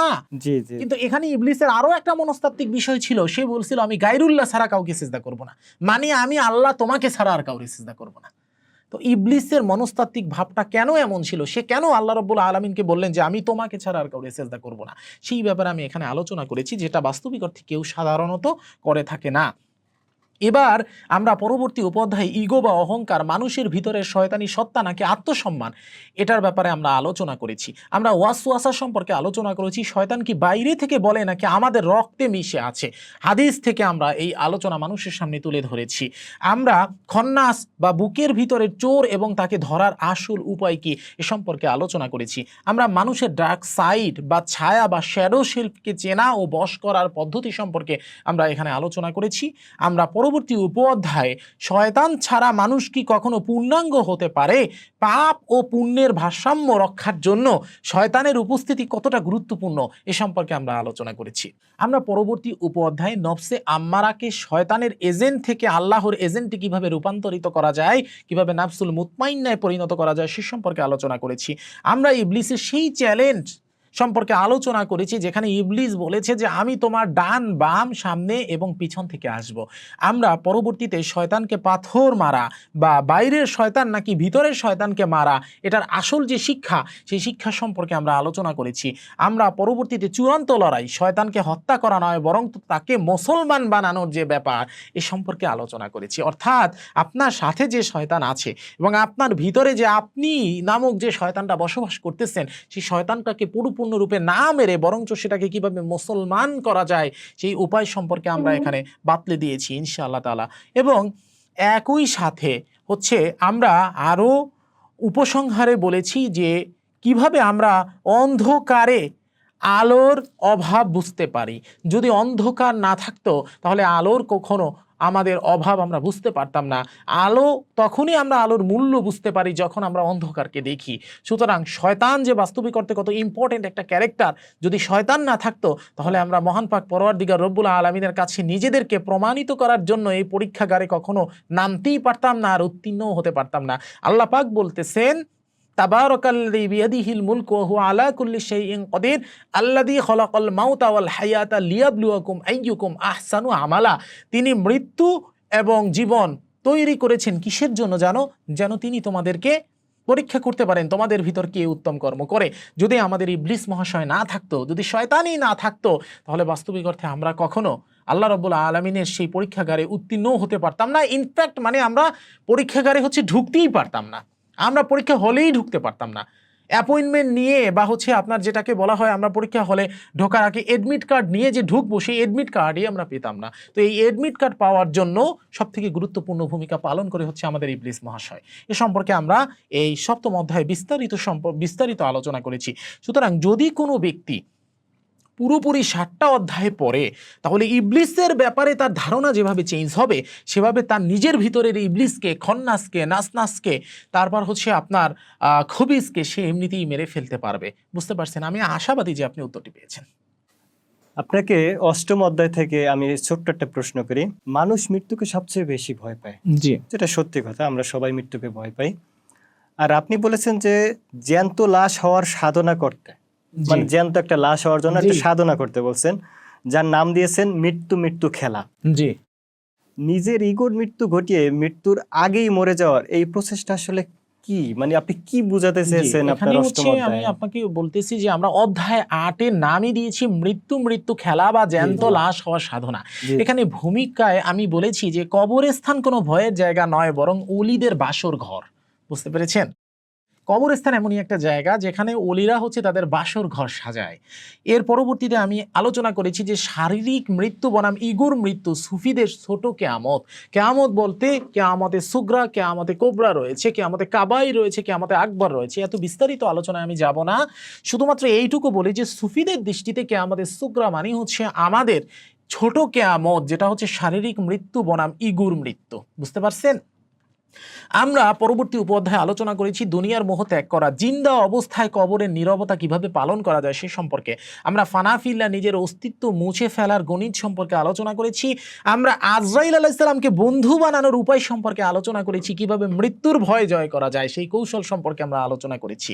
আমরা পরবর্তীতে 8.5 উপঅধ্যায় কবর মোরাকাবা বা অন্ধকার গর্তে শুয়ে নিজের গলিত লাশ কল্পনা করার যে উপায়, সেই উপায়ের মাধ্যমে কিভাবে একজন মানুষ একজন মহামানুষে পরিণত হতে পারে সেই সম্পর্কে আমরা আলোচনা করেছি। আমরা আমিত্বের জানাজা বা নিজের জানাজা নিজে পড়ার আধ্যাত্মিক যে অভিজ্ঞতা সেই সম্পর্কে আলোচনা করেছি। এমন অভিজ্ঞতা যে আপনি নিজে দেখবেন যে আপনার জানাজা আপনি পড়তেছেন। কথা বুঝতে পেরেছেন? আজকে থেকে অনেক দিন আগের কথা, একজন আল্লাহর ওলি ছিলেন, তিনি মারা যাওয়ার আগে বলেছিলেন যে আমি যখন মারা যাব তখন দক্ষিণ দিক থেকে একজন ব্যক্তি আসবে, এই দক্ষিণ দিক থেকে আগত ব্যক্তি না আসা পর্যন্ত আমার জানাজা পড়াবে না, ওই দক্ষিণ দিক থেকে আগত ব্যক্তি এসে আমার জানাজার নামাজ পড়াবে, তাকেই নামাজের ইমামতি করতে দিবা। এই কথা বলার পর ঠিকই ওই হুজুর যখন মারা গেল বা ওই ওলি যখন মারা গেল, মারা যাওয়ার পর সব তার ভক্তরা অপেক্ষা করতে থাকলো যে কখন দক্ষিণ দিক দিয়ে একটা মানুষ আসবে। ঠিক আছে? তো ওই অলি বলে গিয়েছিল যে দক্ষিণ দিক দিয়ে যেই মানুষ আসবে ভুলেও সেই মানুষের চেহারা দেখার প্রচেষ্টা করবা না, কারণ সে তার নাক মুখ সম্পূর্ণ বন্ধ করে আসবে। কিন্তু ওই অলির কথা তার ভক্তরা শোনে নাই। তার ভক্তরা কি করছে, তাদের ভক্তদের ভিতরে একজন অতি উৎসাহিত ভক্ত, সে ঠিকই দেখলো যে দক্ষিণ দিক থেকে একজন ব্যক্তি ঘোড়ায় করে আসছে এবং তার মুখ সম্পূর্ণ বাঁধা, মুখ ঢাকা। সে এসে ঠিকই জানাজার নামাজ পড়াইছে। জানাজার নামাজ পড়িয়ে যখন সে আবার দক্ষিণ দিকে ফেরত যাবে, তখন ওই ভক্ত তাকে জড়াই ধরে তার মুখের সেই কাপড় যেটা দিয়ে তার মুখটা ঢাকা ছিল, সেই কাপড়টা টান দিয়ে খুলে ফেলেছে। সে টান দিয়ে খুলে ফেলে দেখি কি জানেন, কেউই না, যেই হুজুর মারা গেছে সেই হুজুর নিজেই তার জানাজা পড়াইতে আসছে। বুঝতে পারছেন? এই কথা দেখার পর বলছে যে তোমাকে বারণ করছিলাম, তুমি যে জানাজা পড়াতে আসবে তাকে দেখার প্রচেষ্টা করো না, কিন্তু তুমি দেখলা। তো যে ব্যক্তি দেখছে সে পরবর্তীতে পাগল হয়ে গিয়েছিল। তো এই যে আজরাইল আলাইহিস সালামকে কিভাবে বন্ধু বানানো যায়, মৃত্যুর ভয় জয় করার যে কৌশল সেই সম্পর্কে আমরা আলোচনা করেছি। আমরা হচ্ছে আমিত্বের জানাজা নিজে পড়ার আধ্যাত্মিক অভিজ্ঞতা সম্পর্কে আলোচনা করেছি। আমরা পুনর্জন্ম, ইগোর মৃত্যুর পর নুরি শিশু হিসেবে কিভাবে একজন মানুষ জন্ম নিতে পারে সে সম্পর্কে আমরা আলোচনা করেছি। আমরা শহীদ মৃত্যু বনাম আশিক মৃত্যু, প্রেমের পথে মরা আসল শাহাদাত, এ ব্যাপারে আমরা আলোচনা করেছি। আমরা বারজাখের জগৎ, মৃত্যুর পর এবং কিয়ামতের আগের ওয়েটিং রুম যেটা, সে সম্পর্কে আমরা আলোচনা করেছি, যে মৃত্যুর পর কিয়ামতের আগে আমরা কোথায় থাকবো সে সম্পর্কে আলোচনা করেছি। আমরা অনন্ত জীবন, যারা প্রেমে মরে তারা কখনো মরে না, অমরত্ব লাভ করে, কিভাবে অমরত্ব লাভ করে সে সম্পর্কে আমরা আলোচনা করেছি। এবং সর্বশেষে আমরা উপসংহারে আলোচনা করেছি যে আজরাইলের অপেক্ষায় থেকো না, এখনই মরে যাও। কিভাবে মানুষ আজরাইলের অপেক্ষায় না থেকে এখনই মরে যেতে পারে সে সম্পর্কে আমরা আলোচনা করেছি। সুতরাং মৃত্যু খেলার এই বিষয়ে যদি জানতে হয়, তাহলে কেউ যদি ইনসানি ইলাহির এই 8ম অধ্যায় পরিপূর্ণরূপে অধ্যয়ন করে, এই অষ্টম অধ্যায়ের ভিতর 12টি উপ অধ্যায় রয়েছে, এই 12টি উপ অধ্যায় যদি পরিপূর্ণরূপে অধ্যয়ন করে তাহলে সে মৃত্যু খেলা কিভাবে জয়ী হওয়া যায় সে সম্পর্কে জানতে পারবে ইনশাআল্লাহ তাআলা। আমি আশাবাদী উত্তরটি পেয়েছি। জি, আপনার 1 থেকে 8 অধ্যায় পর্যন্ত আমরা যেগুলো জানলাম, প্রত্যেকটা পয়েন্টে মোটামুটি জানার একটা ভালো একটা আগ্রহ মানুষের ভিতরে জন্ম নেবে, এটাই স্বাভাবিক।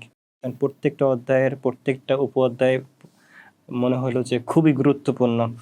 আপনার নবম অধ্যায় নিয়ে আমি ছোট্ট একটা প্রশ্ন করি।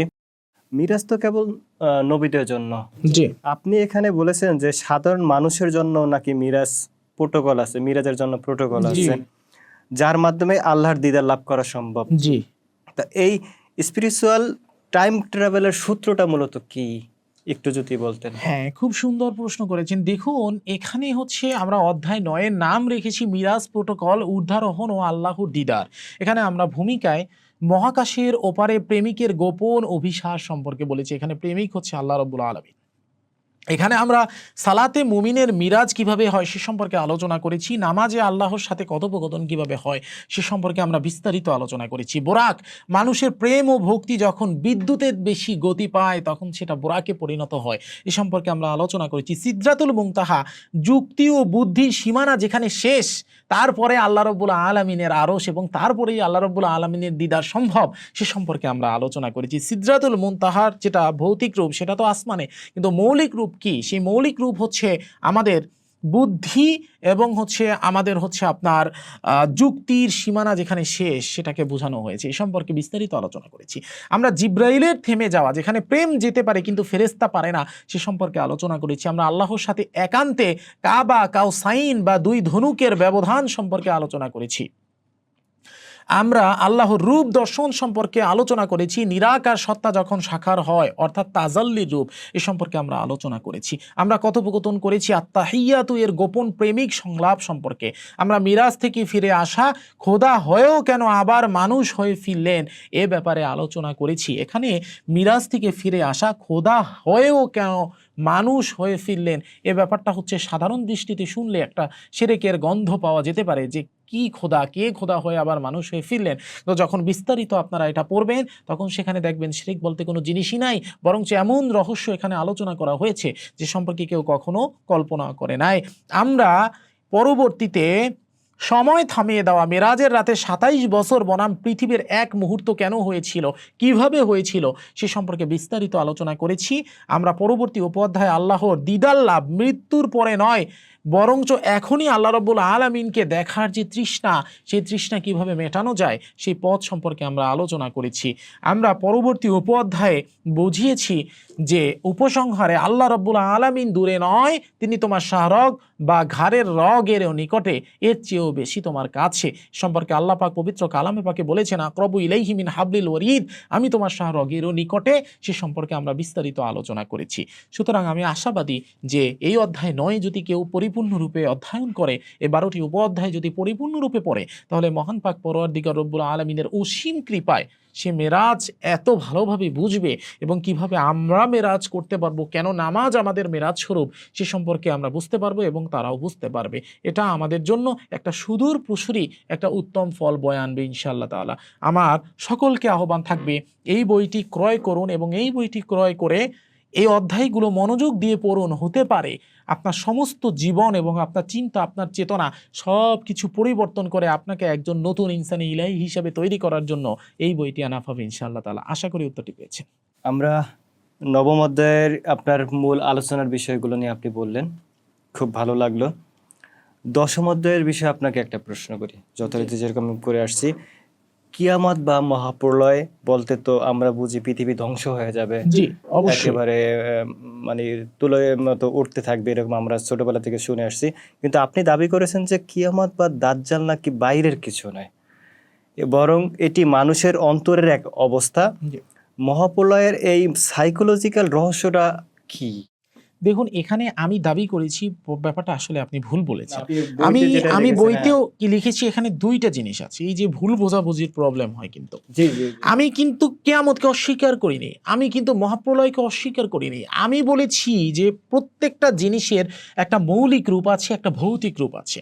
ভৌতিক রূপ হচ্ছে যেটা হবে সেটা, যে সম্পর্কে কোরআনে বলা হয়েছে সেটা, ওটারই মৌলিক রূপ হচ্ছে আমাদের ভিতরে যেটা হচ্ছে সেটা। তো আমি মৌলিক রূপটা নিয়ে আলোচনা করেছি। ভৌতিক রূপটা নিয়ে তো আল্লাহর রাসূল এবং সাহাবা ইকরাম থেকে শুরু করে বড় বড় ওলি আউলিয়া থেকে শুরু করে যত আলেম ওলামা আছে সবাই ওই কিয়ামত কিয়ামত ভৌতিক রূপ নিয়ে আলোচনা করে, মৌলিক রূপ নিয়ে কেউ আলোচনা করে না। তো আমি সেই মৌলিক রূপ নিয়ে আলোচনা করি। মৌলিক রূপটা নিয়ে আপনি আলোচনা করছেন হ্যাঁ। 10 নম্বর অধ্যায়ে। হ্যাঁ, এই মৌলিক রূপে আমরা 10 নম্বর অধ্যায়ে দিয়েছি যে মহাপ্রলয় বা কেয়ামত অন্তরের একটা অবস্থা, এটা মৌলিক কেয়ামত। এখানে আমরা ভূমিকায় বলেছি মহাবিশ্বের ধ্বংস নাকি নতুন ডাইমেনশনের শুরু, এ সম্পর্কে আমরা আলোচনা করেছি। ইসরাফিলের সিংহা মানুষের বিবেকের ডাক বা জাগরণী একটা সুর, এ সম্পর্কে আলোচনা করেছি। সূর্য পশ্চিম দিকে ওঠা, মারেফাতের আলো যখন পশ্চিম বা বস্তুবাদ থেকে আসবে, এ সম্পর্কে আমরা আলোচনা করেছি। দাজ্জাল এক চোখা দানব নাকি বস্তুবাদী কোনো সভ্যতা, এ সম্পর্কে আমরা আলোচনা করেছি। ইমাম মাহাদি ও ঈসা আলাইহিস সালাম বাইরের উদ্ধারকারী নাকি আমাদের ভিতরের কোনো শক্তি, এ সম্পর্কে আমরা আলোচনা করেছি। ইয়াজুজ মাজুজের দেয়াল মানুষের ভিতরের অদম্য লালসা, এ সম্পর্কে আমরা আলোচনা করেছি। হাসরের মাঠ বিবেকের সামনে নিজের প্রতিটি কাজের হিসাব কিনা, এ সম্পর্কে আমরা আলোচনা করেছি। আমলনামা ডিএনএ এবং মেমোরি সেলে রেকর্ড করা কোনো ভিডিওর মতো কোনো জিনিস কিনা, এ সম্পর্কে আমরা আলোচনা করেছি। পুলসিলা চুলের চেয়েও চিকন, তলোয়ারের চেয়েও ধার, বাস্তবিক অর্থে এটা কি? এটা হচ্ছে সত্যের পথ। সত্যের পথ হচ্ছে চুলের চেয়েও চিকন এবং তলোয়ারের চেয়েও ধার। সত্যের পথে হাঁটা এত সহজ না, এই সম্পর্কে আমরা আলোচনা করেছি। একই সাথে আমরা জান্নাত ও জাহান্নাম ভৌগোলিক স্থান নাকি আমাদের মানসিক কোনো অবস্থা, এ সম্পর্কে আমরা আলোচনা করেছি। অনুরূপভাবে আমরা শাফায়াত, প্রেমিকের সুপারিশে মাফ কিভাবে পাওয়া যায়, এ সম্পর্কে আমরা আলোচনা করেছি। প্রেমিকের সুপারিশে প্রেমাস্পদকে কিভাবে মাফ করা হয় সম্পর্কে আলোচনা করেছি। আমরা উপসংহারে আলোচনা করেছি কিয়ামতকে ভয় পেও না, বরঞ্চ কিয়ামতের জন্য প্রস্তুত হও। এখন আপনি আমাকে বলছেন যে আমরা ছোটবেলা থেকে জেনে এসেছি কিয়ামত তো এটা হবে এটা হবে, কিন্তু আপনি দাবি করেছেন। যদি আমি দাবি এটাই করে থাকতাম যে কিয়ামতই নাই কোনো, সব আমাদের ভিতরেরই অবস্থা, তাহলে উপসংহারে কি আমি লিখতাম যে কিয়ামতকে ভয় পেও না বরঞ্চ প্রস্তুত হও? না, আমি প্রত্যেকটা জিনিসের, যেহেতু আমি এখানে সুফিবাদ নিয়ে কাজ করতেছি, আমি মানুষের অভ্যন্তরীণ শক্তি বা স্পিরিচুয়ালিটি নিয়ে কাজ করতেছি, সেক্ষেত্রে আমার সুফিবাদের ওই মেইন থিমকে অবশ্যই মনে রাখতে হবে, যেখানে আছে যাহা কিছু আছে বিশ্ব ব্রহ্মাণ্ডে, তাহা কিছু আছে মানব শরীরে। অর্থাৎ যাহা কিছু ভবিষ্যতে ঘটবে বা ঘটছে বিশ্ব ব্রহ্মাণ্ডে, তা আপনার ভিতরে মৌলিক রূপে কোনো না কোনোভাবে ঘটছে। আশা করি আপনি উত্তরটি পেয়েছেন। আমরা একে 10টি অধ্যায়ের মোটামুটি একটা ধারণা পেলাম, দর্শকদের দেওয়া গেছে।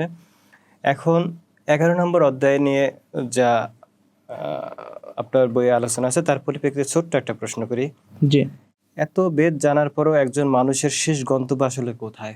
জি আপনার বইয়ের দ্য ফাইন্যান্স প্রোটোকল অনুযায়ী একজন মানুষ কিভাবে বায়োলজিক্যালি আপগ্রেড হয়ে ইনসানি কামিল বা পূর্ণাঙ্গ ডিভাইন হিউম্যানে রূপান্তরিত হয়? দেখুন, এখানে আমাদের অধ্যায় 11 যে নাম, সেই নামটাই আমি লিখেছি দ্য ফাইনাল প্রোটোকল বা ইনসানে কামিল। এখানে ভূমিকায় আমরা লিখেছি যাত্রার শেষ, যেখানে আমি এবং তিনি এক হয়ে যাই। এই যে প্রথম 10 অধ্যায় যদি কোনো ব্যক্তি সঠিকভাবে পড়ে, তাহলে সে বুঝতে পারবে যে সে কোনো সাধারণ মাটির তৈরি একটা পুতুল না, তার দেহ কোনো সাধারণ জিনিস না, সে কোনো সাধারণ মানুষ না, সে কোনো সাধারণ সৃষ্টি না, সে আশরাফুল মাখলুকাত কেন, এটা 10 অধ্যায়ে সে বুঝে যাবে। এবার 11তম অধ্যায়ে আমরা প্রথম ভূমিকায় বললাম যাত্রার শেষ, যেখানে আমি এবং তিনি এক হয়ে যাই। পরবর্তীতে আমরা আলোচনা করেছি ইনসানে কামিল, আল্লাহর পূর্ণাঙ্গ আয়না বা খলিফা কিভাবে হওয়া যায় সম্পর্কে। পরবর্তীতে আমরা বাকা বিল্লাহ, ফানার ফর আল্লাহর সিফাত নিয়ে টিকে থাকার স্তর সম্পর্কে আলোচনা করেছি। পরবর্তীতে আমরা খোদাই দাবি, আমার দিকে তাকালে আল্লাহকে দেখা যায়, এই হাদিস সম্পর্কে আলোচনা করেছি। আমার কথা না, এটা হাদিসের কথা, সে সম্পর্কে আলোচনা করেছি। পরবর্তীতে আমরা সৃষ্টির উদ্দেশ্য সফল, মাটির মানুষ যখন নূরের ফেরেশতাকে ছাড়িয়ে যায় সে সম্পর্কে আলোচনা করেছি। অর্থাৎ মাটির মানুষকে নূরের ফেরেশতা সিজদা করেছি, সুতরাং মাটির মানুষ যখন নূরের ফেরেশতাকে ছাড়িয়ে যাবে, কি ওয়েতে ছাড়িয়ে যাবে বা যেতে পারে, সেই সম্পর্কে আমরা আলোচনা করেছি। আমরা পরবর্তীতে ওলিদের কারামত সম্পর্কে আলোচনা করেছি, যেখানে আল্লাহর কুদরত যখন মানুষের হাতে প্রকাশ পায়, এ সম্পর্কে আমরা আলোচনা করেছি। আমরা পরবর্তীতে গুপ্তধনের সন্ধান, আমি ছিলাম গোপন ভান্ডার, নিজেকে প্রকাশ করতে চাইলাম, এই হাদিসে কুদসি সম্পর্কে আলোচনা করেছি। আল্লাহ রাব্বুল আলামিনের এই হাদিস সম্পর্কে, যেখানে তিনি বললেন আমি ছিলাম গোপন ভান্ডার, নিজেকে প্রকাশ করতে চাইলাম। আমরা পরবর্তীতে দ্বৈততার অবসান, সাগরের বুদবুদ সাগরে মিলিয়ে যাওয়ার মানে নিয়ে আলোচনা করেছি। অর্থাৎ আল্লাহ রাব্বুল আলামিনের খলিফা আল্লাহ রাব্বুল আলামিনের সাথে কিভাবে জীবিত অবস্থায় মিলিত হওয়া যায় সে সম্পর্কে আমরা আলোচনা করেছি। আমরা নীরবতার গান, যখন বলার কিছু থাকে না তখন শুধু আল্লাহ আল্লাহ রাব্বুল আলামিনকে অনুভব করার যে ওয়ে, সেই ওয়ে সম্পর্কে আমরা আলোচনা করেছি। আমরা বিশ্বজনীন প্রেম, সব ধর্ম, সব বন্ধন, সব মত এক বিন্দুতে যেভাবে মিলিত হয়, সেই ওয়েতে আমরা আলোচনা করেছি। সেই বিষয় বিস্তার আমরা এখানে উল্লেখ করেছি। আমরা চূড়ান্ত ঘোষণা করেছি যে তুমি সেই, তুমি সেই, তুমি সেই, সে সম্পর্কে আমরা আলোচনা করেছি। আমরা উপসংহারে বললাম খোঁজ শেষ, এবার হওয়ার পালা। অর্থাৎ যতটুকু জানার তা জানা শেষ, এবার তোমার মানার পালা। ঠান্ডা মাথায় ভাবেন, প্রত্যেক মানুষ বিশ্ব জগতের সকলে কাবার দিকে তাকিয়ে, কাবার দিকে নিজের মস্তিষ্ক ঠেকিয়ে সেজদা দিচ্ছে। একবার ঠান্ডা মাথায় কল্পনা করে দেখুন তো, ভিতর থেকে কাবাটা টান দিয়ে উঠাই ফেললে কে কাকে সেজদা করতেছে? কাবাটা নাই, এখন দেখেন বিশ্বের সবাই কে কাকে সেজদা করতেছে। তো যাই হোক, এটা জ্ঞানীদের জন্য করা আমার প্রশ্ন, সবার জন্য না। জ্ঞানীরা এটা সম্পর্কে ভাববেন যে ভিতরের কাবার দিকে তাকিয়ে সমগ্র বিশ্ব এই কাবা, পুরো বিশ্বের সব মানুষ এইরকম ভাবে এই কাবাকেই সেজদা করতেছে। ধরেন মাঝখান দিয়ে কাবাটা নাই, তাহলে কোন মানুষ কাকে সেজদা করতেছে? ঠিক আছে, এ সম্পর্কে জ্ঞানীরা ভাববেন। সুতরাং আমি আশাবাদী যে আমরা অধ্যায় 11-তে কি নিয়ে আলোচনা করেছি এ সম্পর্কে আপনি বুঝতে পেরেছেন বা আমার দর্শক বুঝতে পেরেছে। জি, 12তম অধ্যায়, সর্বশেষ অধ্যায় বইয়ের। একে একে 11টা অধ্যায়ের মোটামুটি একটা সারসংক্ষেপ আমরা পেলাম। যে সর্বশেষ 12তম অধ্যায়ের ব্যাপারে আপনার কাছে ছোট্ট একটা প্রশ্ন করি, যে ধর্ম এবং বিজ্ঞানের 1000 বছরের পুরনো একটা সংঘাত মিটিয়ে আধুনিক পৃথিবীর এবং আপনার এই দর্শন, দ্য ডিভাইন রেভেলেশন, আগামী বিশ্বকে ঠিক কি মেসেজ দিচ্ছে আপনার এই বইয়ের মাধ্যমে? হ্যাঁ, আমি আপনার কথা বুঝতে পেরেছি। এখন এখানে আমার অধ্যায় 12-তে আমি বাস্তবিক অর্থে কি বলেছি, এখানে অধ্যায় 12-র প্রথম, অধ্যায় 12 টাইটেলই হচ্ছে দ্য সাইফুল্লাহ মানসুর দর্শন বা দ্য ডিভাইন রিভেলেশন। এখানে সাইফুল্লাহ মানসুর আমার নাম জানেন, আর দর্শন আমার দর্শন। বাস্তবিক অর্থে এই বই কোনো সাধারণ বই না, এটা কোনো সাধারণ বই না, কোনো সাধারণ তাত্ত্বিক বই না।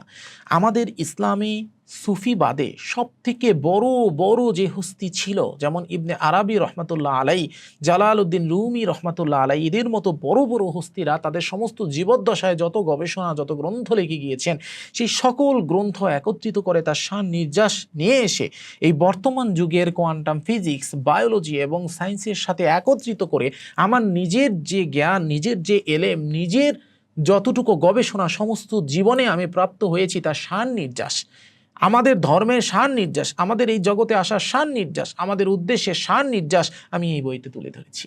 যার কারণে 12তম অধ্যায় আমরা প্রথমেই 12তম অধ্যায়ের ভূমিকায় লিখেছি নতুন পৃথিবীর জন্য নতুন আলোর ইশতিহার। এটা যারা পড়বে তারা জানবে। পরবর্তীতে আমরা হাফেজ সাইফুল্লাহ মানসুর দর্শনের 7টি মূল স্তম্ভ, অর্থাৎ আমার যে দর্শন আমি তৈরি করেছি, এই দর্শনের 7টা যে মূল স্তম্ভ, 7টা যে মূল নীতি, এ সম্পর্কে আমি আলোচনা করেছি। এরপর আমরা আলোচনা করেছি যে বিজ্ঞান ও ধর্মে চূড়ান্ত বিবাহ, অন্ধবিশ্বাসের সমাপ্তি ও প্রজ্ঞা শুরু। আমি ধর্মের বিষয়গুলোকে বৈজ্ঞানিকভাবে এমনভাবে উল্লেখ করেছি, এমনভাবে ব্যাখ্যা করেছি, যেটা পড়লে যে কোনো মানুষ বুঝতে পারবে যে বিজ্ঞানের উৎপত্তিই হয়েছে ধর্ম দিয়ে। ধর্ম সর্ব আগে, ধর্ম থেকে বিজ্ঞান এসেছে, বিজ্ঞান থেকে ধর্ম নয়। পরবর্তীতে আমি 3 নম্বর উপঅধ্যায়ে নতুন পৃথিবী, এমন একটি সমাজ যেখানে সবাই নিজেকে খোদা মনে করবে দায়িত্ববোধের দিক দিয়া। বুঝছেন, এখানে পার্থক্য আছে। নিজেকে খোদা মনে করা ফেরাউনের মতো খোদা মনে করা না, দায়িত্ববোধের দিক দিয়ে নিজেকে খোদা মনে করা, অর্থাৎ আল্লাহর খলিফা, আমি আল্লাহর কর্ম সম্পাদন করাই আমার দায়িত্ব। এই দায়িত্ববোধের কাছ থেকে নিজেকে খোদা মনে করবে। পরবর্তীতে আমরা আলোচনা করেছি ভয়ের ধর্ম বনাম প্রেমের ধর্ম। কেন আমরা নরকের ভয় দেখাই না?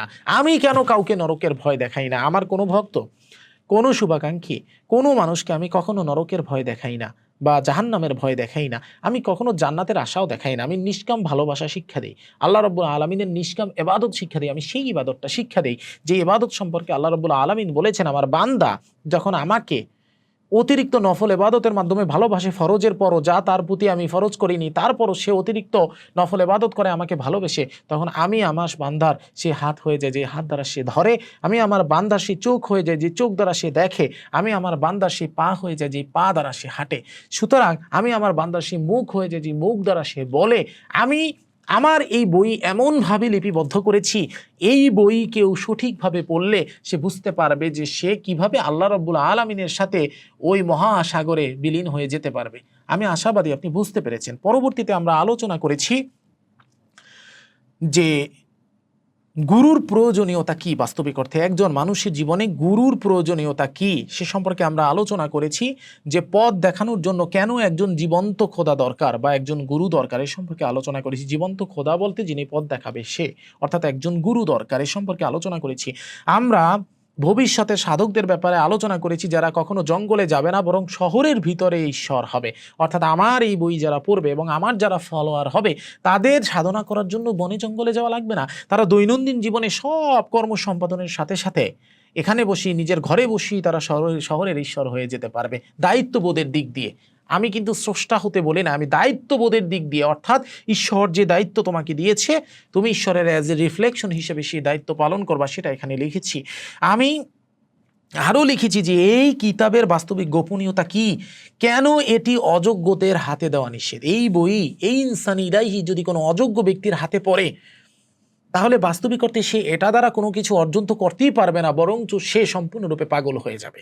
এ কারণে কোনো অযোগ্য ব্যক্তির হাতে যেন এই বই না পড়ে সে সম্পর্কে আমি আলোচনা করেছি।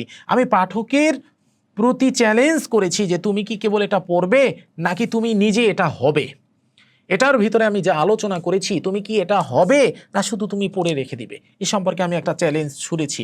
আমি শেষ ওসিয়ত করেছি যে আমার মৃত্যুর পর আমার দর্শন যেভাবে বাঁচবে, যেভাবে আমার এই শিক্ষা বাঁচবে সে সম্পর্কে আমি আলোচনা করেছি। আমি বলেছি বিদায় নয় শুরু, এই বইটি আপনারা বন্ধ করুন, এবার নিজের ভিতরের পাঠ শুরু করুন। বইটা যা পড়লেন, যা জ্ঞান অর্জন করলেন সেইভাবে নিজেকে প্রিপেয়ার করুন। পরিশেষে সব কিছু শেষে উপসংহারে আমি লিখলাম কলম থামলো কিন্তু বিপ্লব শুরু হয়ে গেল। অর্থাৎ এখানে আমার লেখা শেষ, কিন্তু যেই ব্যক্তি এই বই পরিপূর্ণরূপে পড়বে, এই জ্ঞান ধারণ করবে, তার অজান্তেই তার মাঝে বিপ্লব শুরু হয়ে যাবে। সে আর কোনো সাধারণ মানুষ থাকবে না, সে অসাধারণ ব্যক্তিতে পরিণত হবে। সে দেখবে যে সে যা বলে তা হয়ে যাচ্ছে, সে দেখবে তার সাথে কিভাবে অলৌকিক কর্মকাণ্ড ঘটিত হয়, সে দেখবে মিরাকেল কাকে বলে। অবশেষে এরকম হতে হতে যদি কেউ সঠিকভাবে এটা অনুধাবন করতে পারে, সঠিকভাবে নিজেকে গড়তে পারে, তাহলে আলটিমেটলি দিন শেষে সে আমারই মতো কপাল পোড়া হয়ে যাবে, সবাই তাকে জাদুকর বলবে। আমরা 1 থেকে 12টা পর্ব পর্যন্ত মোটামুটি একটা সারসংক্ষেপ বইয়ের একটা ধারণা পেলাম। দর্শক, 12টা অধ্যায়ের প্রত্যেকটা অধ্যায় 12টা করে উপঅধ্যায়ের আছে। প্রত্যেকটা উপঅধ্যায় কি কি আছে আমাদের আলোচক হাফেজ সাইফুল্লাহ মানসুর সাহেব, যিনি বিশিষ্ট কোরআন গবেষক, লেখক এবং আধ্যাত্মিক চিন্তাবিদ, তিনি আপনাদের সামনে সব কিছু উল্লেখ করেছেন। আমি সর্বশেষ হাফেজ সাইফুল্লাহ মানসুর ভাইকে বলবো, আপনি যদি পারেন বইটা কিভাবে দর্শক তাদের আগ্রহ সহকারে তারা কিনতে পারবেন বা কোথায় পাবেন এই বিষয়ে যদি একটু দয়া করে বলেন। যে আমাদের এই ভিডিও লিংকে দেয়া আছে, লিংক দেয়া আছে, এবং সবকিছু যদি একটু বিস্তারিত বলেন, তারপর আমি আজকের এই পডকাস্টটা শেষ করব।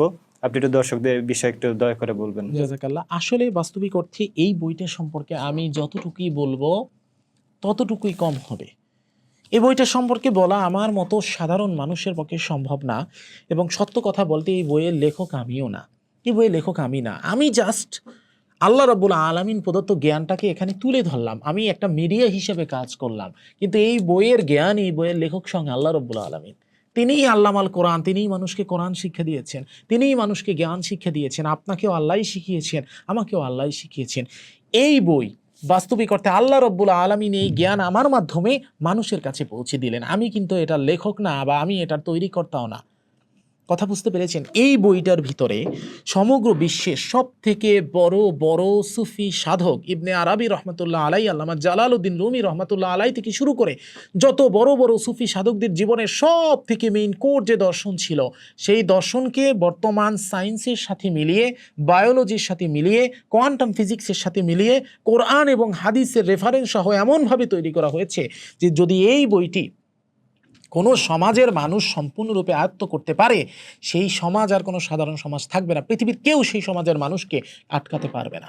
যদি এই বইটি কোনো মানুষ আয়ত্ত করতে পারে, তাহলে সে একজন ওমর হতে পারবে, সে একজন আলী হতে পারবে, সে একজন আবু বকর হতে পারবে, সে একজন উসমান হতে পারবে। যদি এই বইটি কেউ সম্পূর্ণরূপে আয়ত্ত করতে পারে, তার নিজের কর্ম সাধনের জন্য আলাদা আলাদা আমল করার দরকার পড়বে না, তার নিজের কর্ম সাধনের জন্য আলাদা আলাদা হুজুরের দরবারে যাওয়ার দরকার পড়বে না, তার তদবির করার দরকার পড়বে না।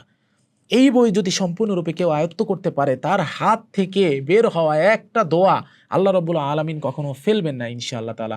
সুতরাং আমি আমার দর্শকদেরকে অনুরোধ জ্ঞাপন করব যে আপনারা জীবনে অনেক বই পড়েছেন, এই বইটা আপনারা সকলে সংগ্রহ করুন। এই বইটার মতো বই এবং এর ভিতরে লেখা জ্ঞানের মতো জ্ঞান সম্বলিত বিদ্যা বাস্তবিক অর্থে আজ পর্যন্ত পুরো এশিয়া মহাদেশে না, সমগ্র বিশ্বে আজ পর্যন্ত লেখা হয় নাই। আমি হাফেজ সাইফুল্লাহ মানসুর চ্যালেঞ্জ করলাম, এই বইয়ের বিদ্যা, এই বইয়ের ভিতর যা আছে তা ইতোপূর্বে সমগ্র বিশ্বের অন্য কোনো বই থেকে কেউ কখনো দেখাতে পারবে না। সুতরাং আমি আপনাদের রিকোয়েস্ট করব, আপনারা সকলে বইটি সংগ্রহ করুন। বইটি সংগ্রহ করার জন্য আমার এই ভিডিওর ডিসক্রিপশন বক্সে এবং এই ভিডিওর কমেন্ট বক্সে আপনারা বইসদাই.com এর একটা লিঙ্ক পাবেন। লিঙ্কে গিয়ে ক্লিক করে আপনারা আপনাদের বাসার ঠিকানা, আপনাদের ফোন নাম্বার এবং অ্যাড্রেস দিয়ে বইটি অর্ডার কনফার্ম করুন। ইনশাল্লাহ বই আপনার বাসায় পৌঁছে যাবে। আপনি কুরিয়ার সার্ভিস ফি এবং বইয়ের দাম দিয়ে একদম ক্যাশ অন ডেলিভারিতে আপনারা বইটি সংগ্রহ করতে পারবেন। আপনারা আপনাদের আত্মীয় স্বজন থেকে শুরু করে প্রিয়জনকে এই বইটি উপহার দিন। হতে পারে আপনার এই একটি উপহার বাস্তবিক অর্থে পুরো সমাজ চেঞ্জের জন্য এনাফ হয়ে যেতে পারে। আমি বলবো যে আপনি এই বইটা মাত্র 10 জন মানুষের কাছে এই বইটা দাওয়াত দেন, মাত্র 10 জন মানুষের কাছে, এবং এই 10 জন মানুষকে বলেন যে আপনি আরও 10 জন মানুষকে এই বইটার দাওয়াত দেন। চিন্তা করেন, আমি যদি 10 জন মানুষকে দাওয়াত দেই, ওই 10 জনের প্রত্যেকে যদি আরও 10 জন করে মানুষকে দাওয়াত দেয়, তাহলে সম্পূর্ণ বাংলাদেশ সহ সম্পূর্ণ বিশ্বে এই বইটি ছড়িয়ে যেতে বাস্তবিক অর্থে আর সময় লাগবে না। সুতরাং আমি আশাবাদী, কেবলমাত্র যাদের উপর আল্লাহর রহমত আছে, যাদের উপর আল্লাহ রাব্বুল আলামিনের ভালোবাসা আছে, সেই ব্যক্তি এই বইটি পড়ার যোগ্যতা রাখে এবং সে এটি পড়তে পারবে। রহমত প্রাপ্ত ব্যক্তি ব্যতীত কেউ এই বই চাইলেও পড়তে পারবে না। সুতরাং আমি আশাবাদী, মহান পাক পরওয়ারদিগার রব্বুল আলামিন আমাদের সকলকে এই বইয়ের জ্ঞান অর্জন করে সেটাকে নিজের জীবনে এবং নিজের লাইফে অ্যাপ্লাই করার তৌফিক দান করবেন। এ বলে আমি আমার বক্তব্য শেষ করছি। ওয়াখির দাওয়ানা আলহামদুলিল্লাহি রাব্বিল আলামিন। আসসালামু আলাইকুম রাহমাতুল্লাহি ওয়া বারাকাতুহু। ওয়ালাইকুম আসসালাম রাহমাতুল্লাহি ওয়া বারাকাতুহু। প্রিয় দর্শক, আজকের মতো পডকাস্টটা এখানে শেষ করব। সেই সাথে আপনাদেরকে বলবো যে আমরা হাজার হাজার টাকা বিভিন্ন পয়েন্টে খরচ করি, কিছু টাকা হলো একটা বই কিনে আমাদের জ্ঞান অর্জন করা দরকার। ইসলামিক জ্ঞান অর্জনের জন্য হলো এটা দরকার। একটা বই কিনে দেখুন, আপনার টাকা, আমার টাকা কখনো বই কেনার জন্য নষ্ট হয় না। আজকের মতো এখানে শেষ করছি। পরবর্তী পডকাস্ট দেখার জন্য সবাই ভালো থাকবেন। আসসালামু আলাইকুম ওয়া রাহমাতুল্লাহি ওয়া বারাকাতুহু।